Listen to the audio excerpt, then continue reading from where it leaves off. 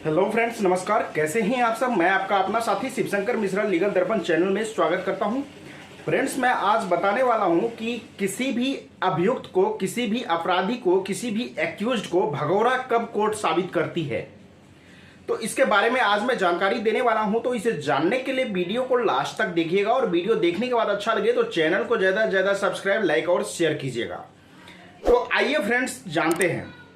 Friends, जब किसी भी अपराधी को कोर्ट में पेश किया जाता है तो कोर्ट में पेश करने के बाद पुलिस ऑफिसर के द्वारा चाहे तो उनको रिमांड पे लिया जाता है या फिर जेल भेज दिया जाता है। जेल भेजने के बाद वो बेल के लिए एप्लीकेशन कोर्ट में किसी वकील साहब के सहायता से वकील साहब के द्वारा फाइल करवाते हैं। जब बेल एप्लीकेशन फाइल होता है तो बेल ग्रांट या डिसमिस होता है। यदि बेल ग्रांट होता है तो बेल ग्रांट इस शर्त पे होता है कि उसमें बताया जाता है जज साहब के द्वारा कि जो भी मुजरिम है वो मुजरिम जेल से तो बाहर रहेंगे, लेकिन उन्हें जब कोर्ट में बुलाया जाएगा या थाने में बुलाया जाएगा वो जाएंगे, कोर्ट में हर एक डेट पे जाएंगे। यदि किसी भी डेट पे वो अब्सेंट रहेंगे तो उन्हें पुनः गिरफ्तार कर लिया जाएगा। तो इस शर्त के आधार पे उन्हें बेल दिया जाता है। बेल लेने के बाद क्या होता है कि वो कभी कभार एक्यूज जो है वो डेट पे आते नहीं है, तो जो जमानती रहता है उसको फिर पकड़ा जाता है, जमानती से पूछा जाता है। लेकिन उसके बाद भी यदि मैटर सॉल्व नहीं होता तो कोर्ट जो है अपराधी को सीआरपीसी सेक्शन 82 के तहत भगोड़ा साबित कर देती है और जो भी कोर्ट का प्रोफॉर्मा होता है उस पे वो लेके कोर्ट, जिस कोर्ट के में उनका मैटर चलता है वहाँ पे चिपका देते हैं, एक्यूज के घर के सामने चिपका देते हैं और पेपर में भी पब्लिश करवा देते हैं कि ये आदमी, फलाने आदमी जो है भगोड़ा घोषित कर दिया गया है कोर्ट के द्वारा।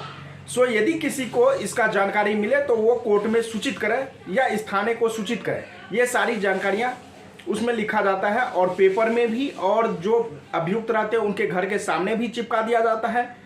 वो प्रिंट आउट फिर कोर्ट के सामने भी चिपका रहता है। अब भगोड़ा यदि साबित कर दिया जाता है तो उससे बचने के लिए क्या होता है कि आप चाहे तो कैंसिलेशन का एप्लीकेशन लगाएं। कोर्ट में जो भी अभियुक्त है, जब भगोड़ा साबित कर दिया जाता है तो उसको कोर्ट में अपने आप सरेंडर कर देना चाहिए। यदि वो सरेंडर इस डर से नहीं करता है कि मैं सरेंडर करने जाऊंगा, मुझे पकड़ के फिर वो जेल में दे देगा, तो इसके लिए आपके पास साधन है कि आप किसी वकील साहब के मदद से वकील साहब के साथ जाएं कोर्ट में और सरेंडर करें। वकील साहब के 82 का जो प्रोसीडिंग है, 82 का कैंसिलेशन का एप्लीकेशन लगाएंगे, जो कोर्ट के द्वारा जो आपके खिलाफ जो भगोड़ा साबित करने के लिए ऑर्डर किया गया है उसको कैंसिल करवाने के लिए वकील साहब कैंसिलेशन का एप्लीकेशन लगाएंगे। जज साहब उस पर सुनवाई करेंगे और जज साहब देखेंगे कि यदि किसी कारणवश इसने कोर्ट में नहीं आ रहा था, ये भगोड़ा नहीं था, उनको लगेगा ऐसा, तो वो कैंसिल कर देते हैं। इसके और भी उपाय हैं। और क्या है कि आप इसके लिए जो 82 का प्रोसीडिंग है, 82 का जो आपके में वो क्या है, भगोड़ा साबित किया है, उसके लिए आप अपील में भी जा सकते हैं। आप हाई कोर्ट जाएंगे, सुप्रीम कोर्ट जाएंगे, उसका अपील भी कर सकते हैं। तो ऐसा बात नहीं है। अब 82 में यदि भगोड़ा साबित करने के बाद भी आप नहीं जाते हैं तो 83 का प्रोसीडिंग चलता है, सीआरपीसी सेक्शन 83 का, जिसमें प्रॉपर्टी का अटैचमेंट किया जाता है।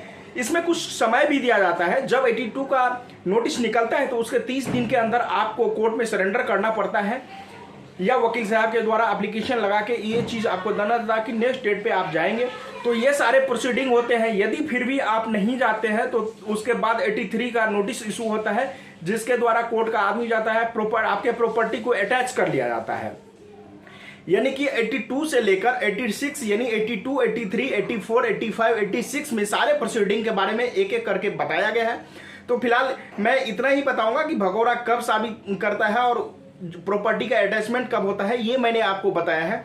अब पूरे प्रोसीडिंग को बताने के लिए आपको बहुत लंबा वीडियो बन जाएगा, इसीलिए हम आपको सेक्शन बता देते हैं कि सीआरपीसी सेक्शन 82, 83, 84, 85 और 86 तक इसका प्रोविजन है। आप लोग खुद भी देख सकते हैं और समझ सकते हैं। तो ये कुछ जानकारियां थी जो मैंने आज आपको बताया। दोस्तों, आपको यदि लीगल से रिलेटेड कोई भी जानकारी चाहिए तो आप मुझे कमेंट में करके पूछ सकते हैं, चाहे वो सिविल से रिलेटेड हो, क्रिमिनल से रिलेटेड हो, फैमिली डिस्प्यूट से रिलेटेड हो या फिर इनकम टैक्स जीएसटी से रिलेटेड हो, किसी भी तरह के यदि आपको लीगल अवेयरनेस चाहिए, लीगल जानकारी चाहिए, तो आप मुझे कमेंट करके पूछ सकते हैं, मैं उसका जवाब देने का कोशिश करूंगा। आज तक के लिए इतना ही, फिर मिलेंगे नेक्स्ट वीडियो में, तब तक के लिए धन्यवाद।